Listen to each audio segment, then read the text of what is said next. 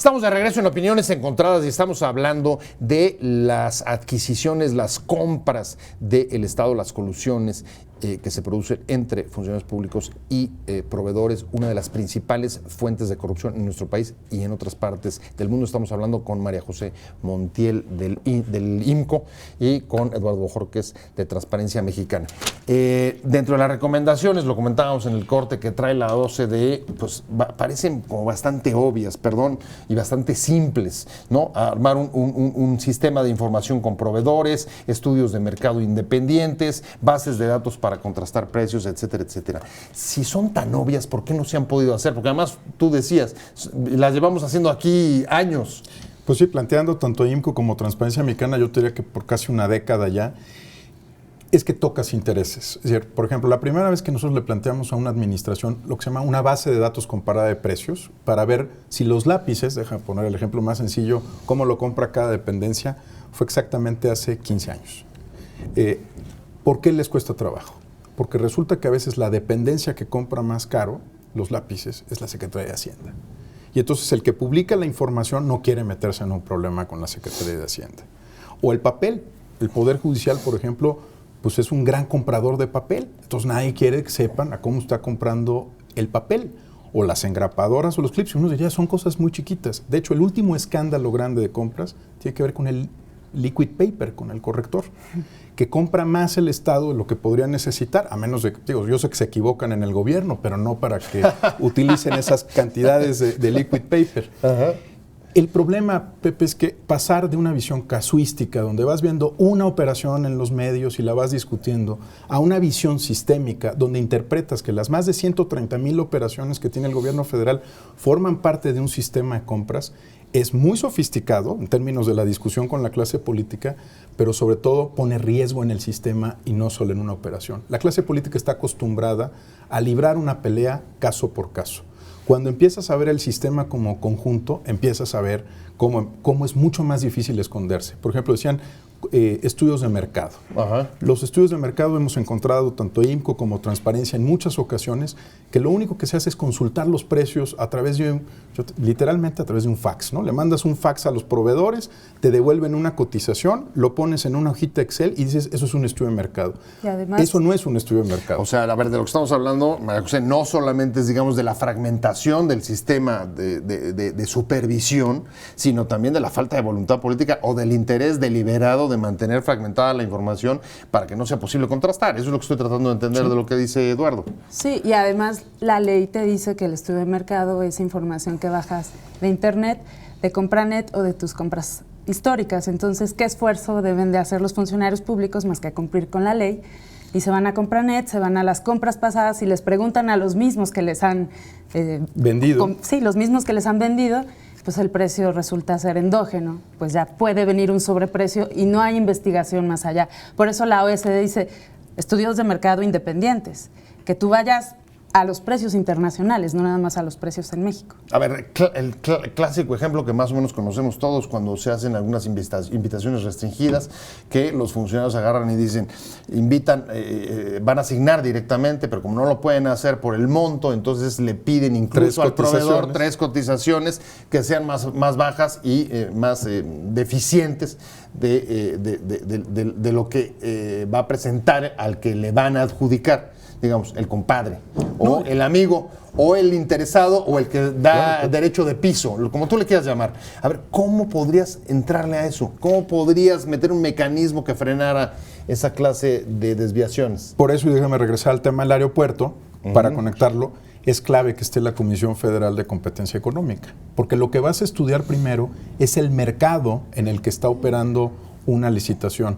Si hay prácticas monopólicas, si hay dominancia en el mercado, para que la consulta no pueda ser sobre 3 documentos en papel que a lo mejor tú llenaste con 3 razones sociales distintas para simular un proceso de licitación.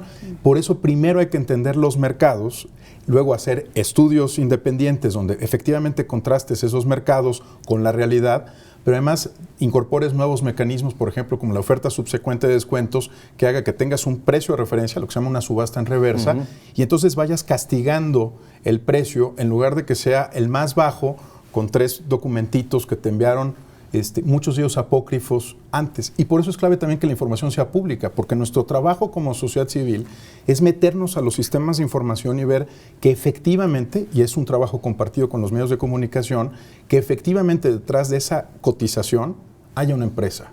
No solamente haya fantasmas, una hojita y un membretes. documento. Entonces es empezar a meternos al mercado como mercado, entenderlo bien antes de pedir las cotizaciones. ¿Y quién tiene, María José, capacidad para meterse a hacer, digamos, ese nivel de estudios de mercado? Y si va a haber luego la voluntad política de pues, publicarlo, ¿no? Porque de eso se trataría. Desgraciadamente las unidades de compra siempre dicen que todo urge y que no hay tiempo. Entonces, ¿quiénes tienen la capacidad? El gobierno debe de tener esa capacidad, pero hay capacidad afuera del gobierno. Entonces yo diría que se debe de hacer una alianza. Ya hablaba Eduardo del papel de la Comisión Federal de Competencia. Ellos pueden apoyar a las ¿Tiene capacidad? unidades. Por ejemplo, piensa en el aeropuerto. Ellos van a tener capacidad como para poder hacer un estudio amplio sobre los mercados, en la cantidad de licitaciones de productos y proveedores que van a tener que pues a lo mejor utilizar. no la capacidad, pero tienen el mandato y tienen el conocimiento, y ese conocimiento se deberá de difundir a las otras entidades. Lo que pasa hoy es que muchos de los funcionarios ni siquiera saben qué es esto de competencia económica o a qué te refieres con un estudio de mercado. Entonces hay que empezar a diseminar ese conocimiento. Creo que la comisión tendría que estar ahí, pero también hay organismos que se dedican a hacer este tipo de estudios. Ahí tendríamos que ver cómo el gobierno se asegura de que este estudio sea previo, que sea imparcial y que sea publicado finalmente cuando ya se dé la adjudicación del contrato. Voy hacia la recta final y es una pregunta para los dos, y es si consideran, sobre todo ahora que se van a poner en marcha reformas estructurales en sectores que van a tener que utilizar proveedores extranjeros necesariamente, como por ejemplo en energía, tanto las renovables como las no renovables, etcétera. Si, digamos, los escándalos que ha habido sobre corrupción y las dificultades en la operación o las malas prácticas en el Estado mexicano pueden inhibir la participación de proveedores extranjeros o no, o digamos que aprenden rápido y se meten bien, para decirlo coloquialmente. Yo diría que lo segundo, tristemente, Pepe. Ahí está Walmart. Mira, cuando uno le preguntan si va a desincentivar la inversión, los niveles de corrupción del país, la realidad es que no. Lo que pasa es que trae un tipo de inversión diferente a la que quiere México. Es una inversión más costosa porque el riesgo se traduce en sobreprecios. En sobreprecios, sí. Así de simple.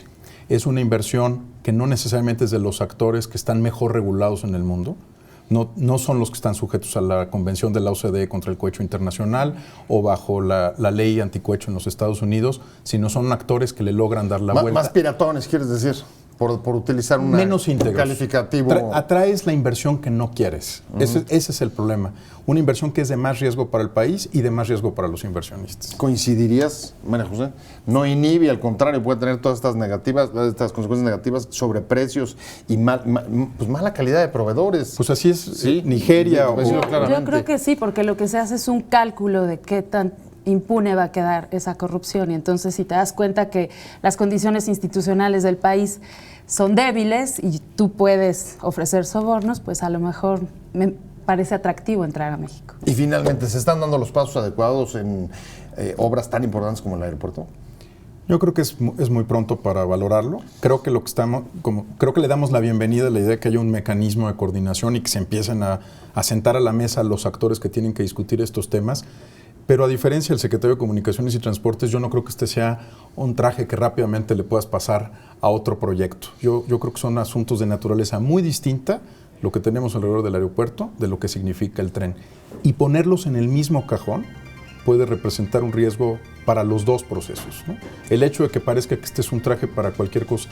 Con el IMSS, mira, fueron muchos meses de trabajo arduo con la OCDE y con otros actores para empezar a consolidar un modelo.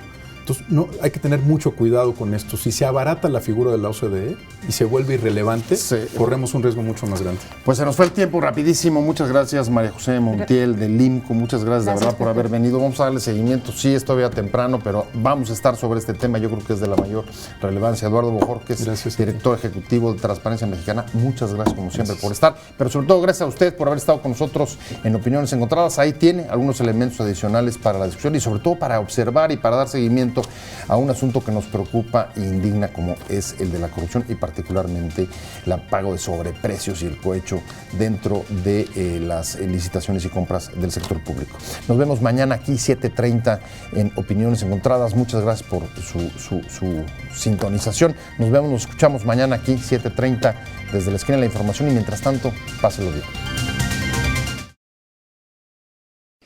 Te invitamos a seguir cuestionando la información con los siguientes videos.